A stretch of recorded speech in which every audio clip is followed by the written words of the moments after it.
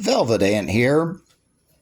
Just wanted to use a experience me and my wife recently had where she went to the bulk food store.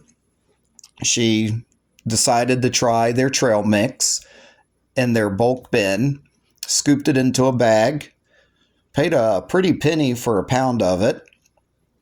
And when we got it home and opened up the bag, we noticed some stuff. Now, granted, to most people who are not familiar, you'll see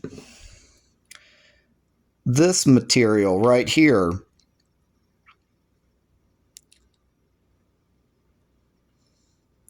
It's little powdery, kind of little round pellets almost, and you'd think it was crumbs. There are, I believe, dates in here with some sort of a coating. Not 100% sure what this is.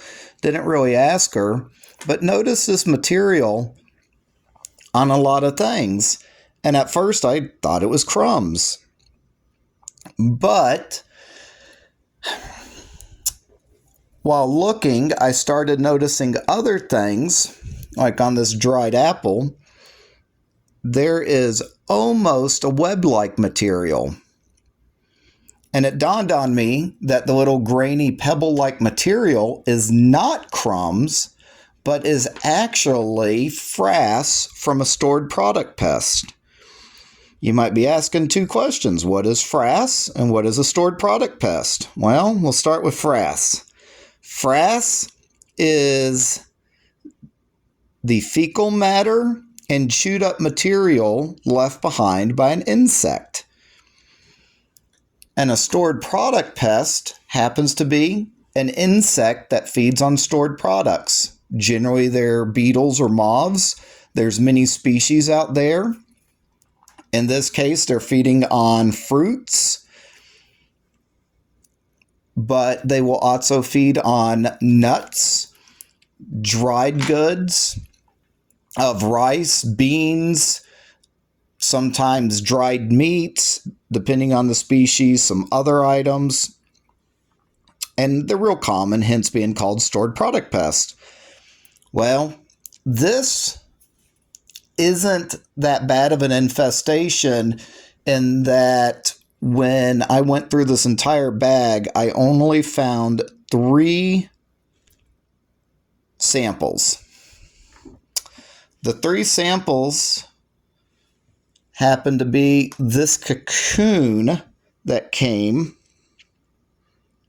off of one of the pieces of food. And then here is a dead larvae.